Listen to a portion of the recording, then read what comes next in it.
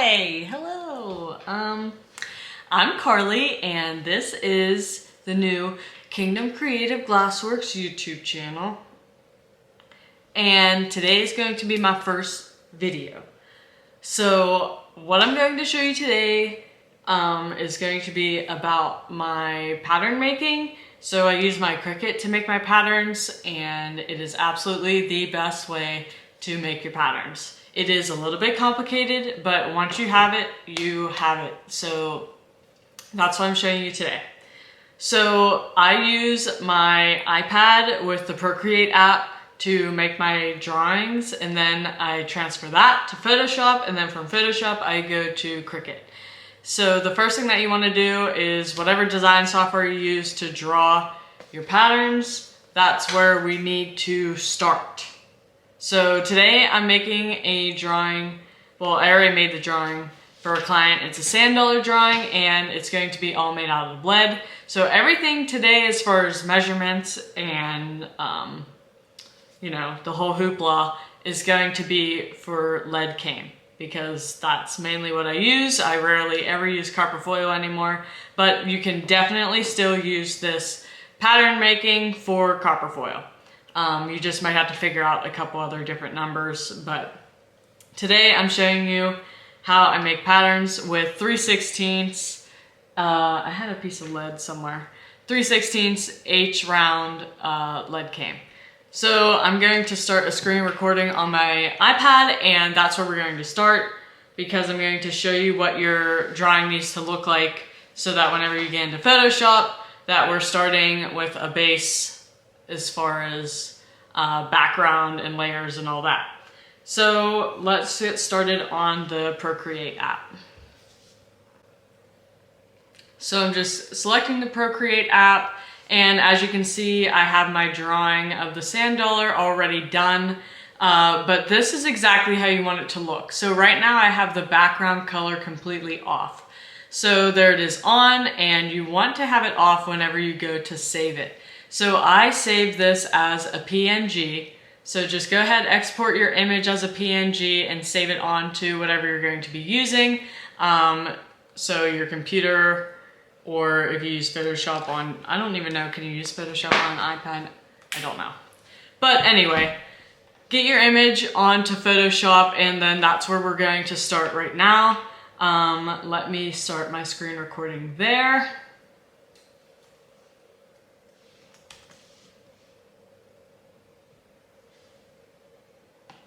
All right, so here we are. Let's just open up Photoshop, and I already have my image opened up with one layer, as you can see, and that has all of my drawing layers on it.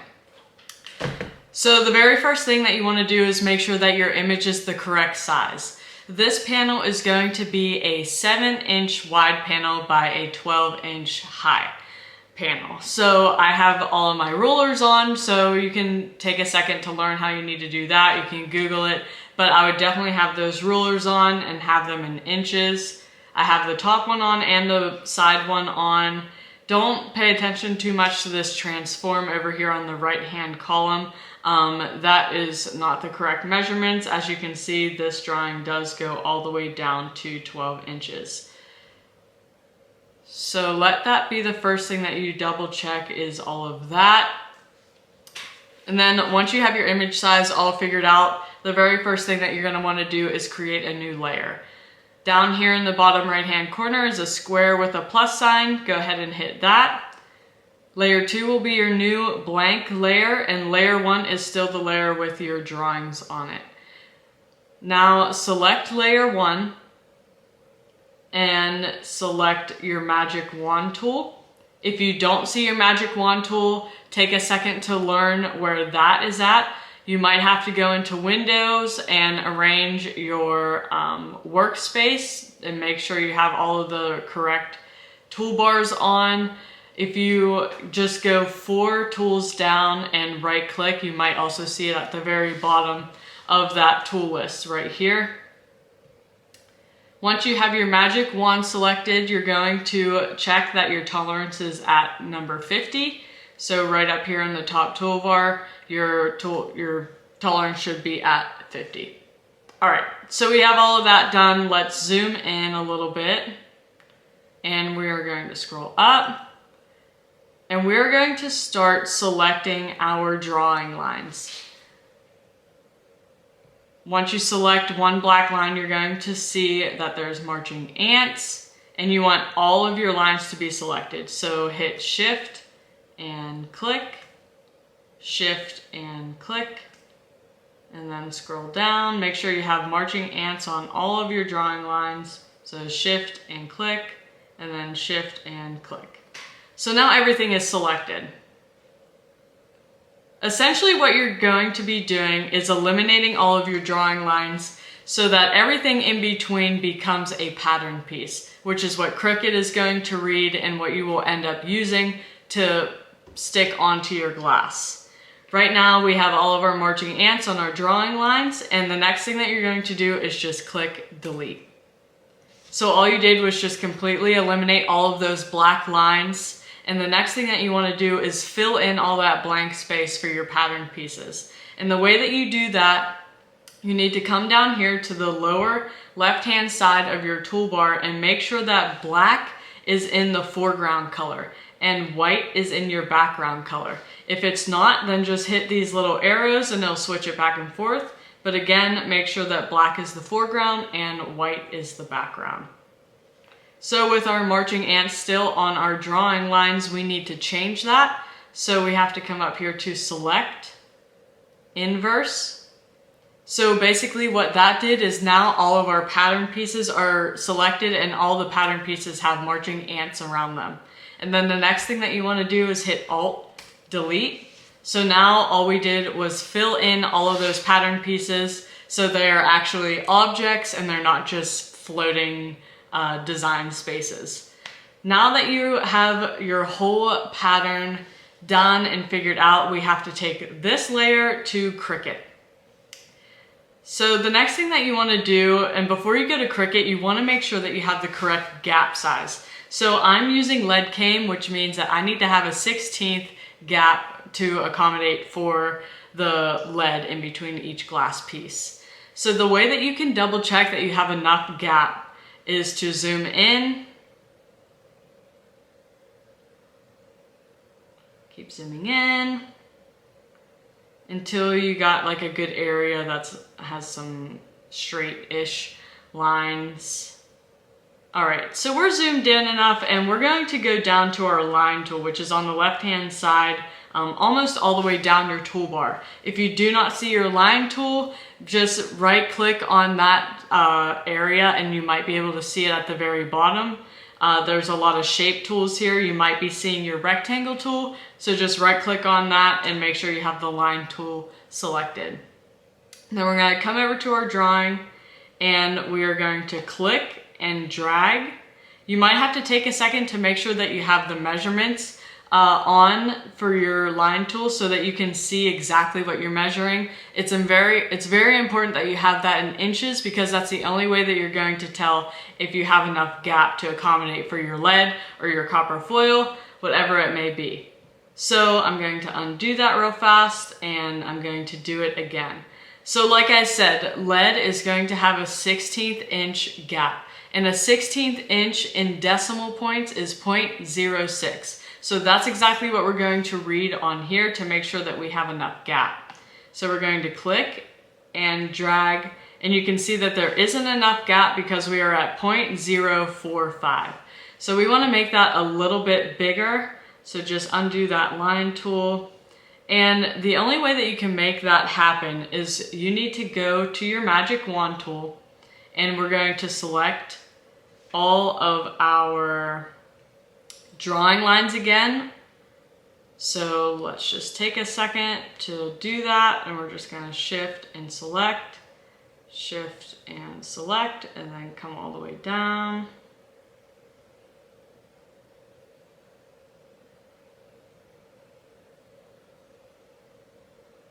Oh my gosh. I don't have a mouse, so I'm just trying to use my keypad. Okay, shift and select. So we have all the marching ants, and we want to do the same thing where we go to select inverse, and we have all of our pattern pieces selected. And then we can zoom out a little bit, scroll back up to that same spot we were just measuring, if my computer allows me. Zoom in. Okay. And we're going to go to Filter, Other, and Maximum. So as you can see, it already automatically made all of these lines a little bit thicker. So we're just gonna go ahead and click OK and take a quick measurement, and if it's too big, then we can do the reverse and you can hit minimum. So just hit OK. And then we're going to go to our line tool, zoom in, and let's just go from here, click and drag.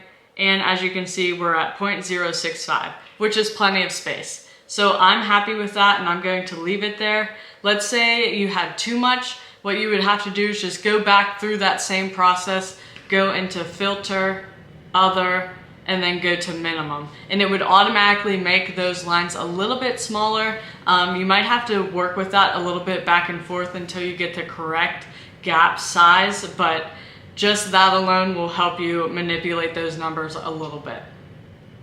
All right, so we have our gap correct. We have our pattern all done. So the next thing that we have to do is just go into Cricut. So I will show you exactly how you need to save this. So let's just get out of the marching ants real fast. And we are going to delete this layer 2. Yes, delete it. And so now we're just left with layer 1. So layer 2 is just a background buffer, basically. You don't ever really have to use it.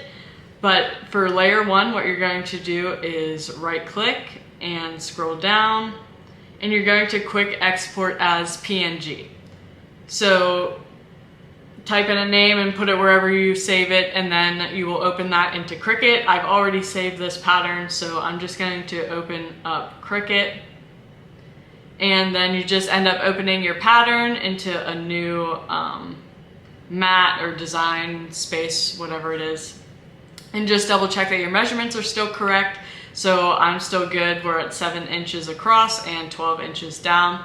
So my next step is just going up to my Cricut, plugging it in, and then cutting out my pattern. So we'll go do that, and then I'll show you how I put the pattern onto the glass, and I will show you how I make my pattern into paper so that I have something to go off of while I'm building my pattern with the lead cane.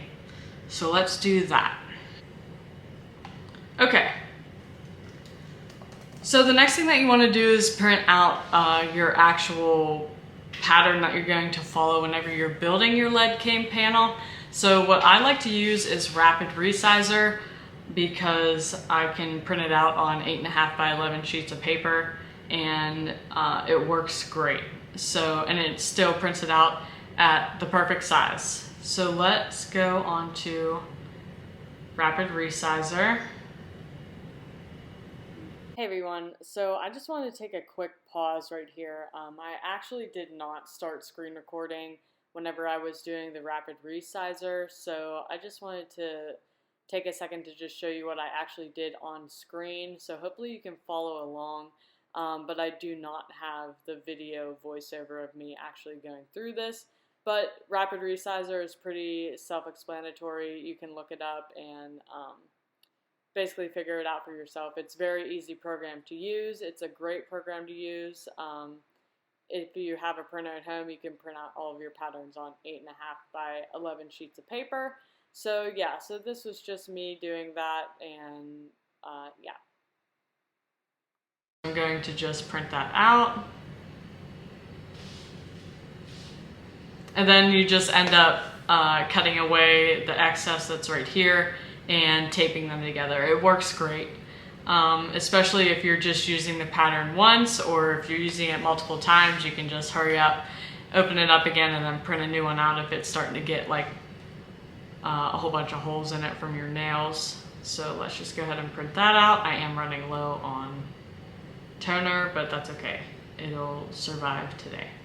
So I'm gonna go get that pattern, and then I'm going to go down into the basement, which is my studio, and I'm gonna show you how I put the pattern onto the glass, and then also how you can use it to cut it out, and then how it works so well with the grinding. It is just absolutely the best thing ever, rather than using the normal transfer paper that ends up just peeling away and you have to put glue on your glass. There's no residue with this, so I will go get that and I'll meet you in the basement.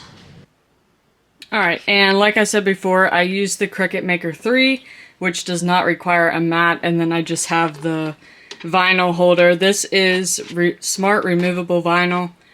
I've never tried the permanent vinyl. I don't know if it would have the same effect as leaving no residue, but this is a removable. It works great. So now I'm just going to start the Cricut. We're using it without a mat. Done. Alright, and as you can see, it's showing you how it's going to end up looking. And then continue. Alright, and I'm using the Smart Removable Vinyl. And we're just going to let it load. Alright, and I'll see you whenever it's all cut out. Okay, so now we're in the basement and I have my pattern ready. So I have that taped all together. And then what you're going to need as far as transferring the vinyl to the glass, so this is the vinyl with the pattern on it, you are going to need some sort of picker. So I use just this Cricut little needle scary looking thing. So you're going to need something like this. You are going to need your some sort of copper foil burnisher, whatever that is. It doesn't really matter. Anything that has some sort of flat side that you can burnish the vinyl onto the glass. So you're going to need that. You're going to need paper towels. You're going to need transfer tape. So I've always used the Cricut transfer tape. You can get it in very large rolls, but any transfer tape would work. But do not get the extreme grit transfer tape. It is way too sticky. You can use one sheet of this multiple times. I could probably use this whole sheet for this entire pattern. You don't need a whole lot, but you do need some sort of transfer tape. And then last, you're going to need acetone. So this is going to help us clean our glass and then dry out any grease or oils that may be sitting on it, and that's going to help the actual vinyl stick to the glass. So for this pattern, the customer wanted to use some really pretty iridescent aqualite glass, just clear glass, really pretty for the sand dollar. And then for the background, this green, kind of minty green color. So I'm just going to show you how I put the sticker onto the glass, and then that's about it for this video. The next video I'm going to show you this panel actually going together, but for right now I'm only going to show you how I put the Cricut vinyl onto this glass so that you can just get started with your pattern making and whatnot. So you can always go through this, number everything on here, and then number everything on your vinyl so you don't get confused. I'm going to go ahead and do that right now, only because there's so many tiny pieces, which hopefully I can still use. This might end up just becoming like a lead detail, but we're going to see. So let me just go ahead and do that real fast. Okay. So I have everything numbered, and I'm just going to go ahead and start peeling this so that all of the little pieces of vinyl are out of all the gaps. So all I do is, let me zoom this in a little bit.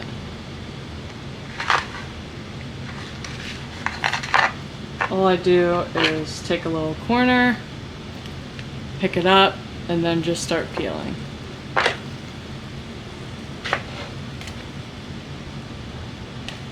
And I don't want to lose all those little tiny bits even though they're probably going to end up just becoming lead details just because they are so tiny. I don't think I'll be able to get a piece of glass in there. So you just have to pay attention that you're not taking any glass pattern pieces with your peel. Sorry, I'm out of the camera a little bit. So you just keep peeling. And that's it. So that is the whole background, basically all the little pieces gone. Just get rid of that. And let's back it out a little bit. So now what you can start doing is cleaning your glass. So let's just take this iridized glass and we're gonna just wipe this down with some acetone. So let's just grab our acetone and open it up. Other side.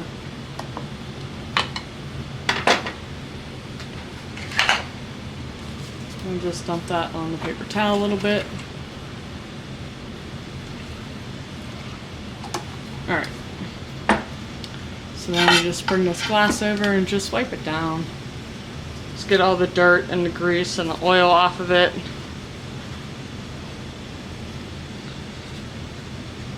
Okay. Just wipe that off. So now you're ready to put your vinyl on the glass. And the first thing that you want to do is get a piece of transfer tape and you're going to want to stick it to one of the pieces of glass. So this might be a little hard to show, but what I basically do is I separate the two if I can. Okay, so you can see I have it behind there and I just separate them, peel it back, and I don't need to use this whole sheet right now, so I'm just going to use some of it, kind of like that. And I'm going to go for number 9 right here. And let me see if I can zoom you in a little bit. So I'm just going to go for number 9, stick that down, and you're going to take your burnisher and you're just going to, whoops, just make sure it's nice and flat.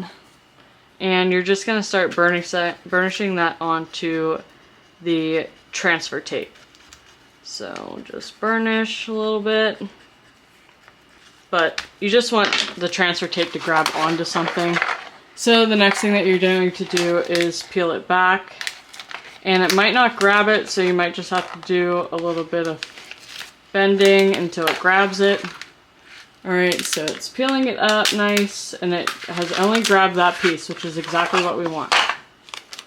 So you're going to take just that piece, and you're going to lay it on your glass, however you want to arrange that. So I'm just going to lay that, kind of bend it a little bit so it lays nice and flat. Lay that right down on my glass, and then again, burnish at least all the sides. Okay. And the vinyl is way stickier than the transfer tape, so you really don't have to burnish that much. And then you just peel it back, and there you go. So, and that's what you do with every single piece. Once you get a good rhythm down, you can really get these glass pieces on there really fast and easy. But that's what you do with literally every single piece, and then you can just go out and score your lines as close as possible to this vinyl, and then just go to the grinder for 2 seconds and just clean up those edges a little bit. Or if you have some really bad curves that you can't get with your scoring, you can just go right up to that with the vinyl. I wouldn't worry about these bubbles too much because we didn't bend that transfer at all. So the way that you can double check that is you can just go right to your pattern, lay it down, and make sure that everything is nice and even. So, and that one looks good. So there we go. Oh gosh, oh my gosh. Oh my gosh, okay. Hi, all right. So yeah. So that's how I've been doing my stained glass patterns. I really enjoy it. I think it is so much better than using the transfer tape. It's so much better than using waterproof paint or waterproof markers. You don't lose it whenever you're at the grinder, and you don't lose it whenever you're at the ring saw. It is a little bit of an investment. I wouldn't say this is necessarily for the hobbyist. I would say this is for somebody who's trying to make money off of stained glass. If you're really serious about stained glass and you want to do your patterns to the best of your ability, I would highly recommend using this method for your patterns. Obviously everybody has their own way of doing it. Maybe you develop your own way doing it, even with the Cricut. So I'd love to hear some feedback, or if there was something that you want me to explain more, video idea, whatever it is, just put it in the comments below. I'll try to link some stuff down there. I'm not exactly sure what I would have to put down there, but yeah. It's my first video, so I'm sure there's a lot of bumps in this video, but I really wanted to do this as my starter because I had a lot of people asking me how I did my patterns with the Cricut. So yeah, I hope you enjoyed it, and I'll see you in the next video. So I guess this is the part where I tell you to subscribe to this channel. You can also find me on Instagram, so here is my username. But yeah, like and comment, I guess. Thanks. Bye.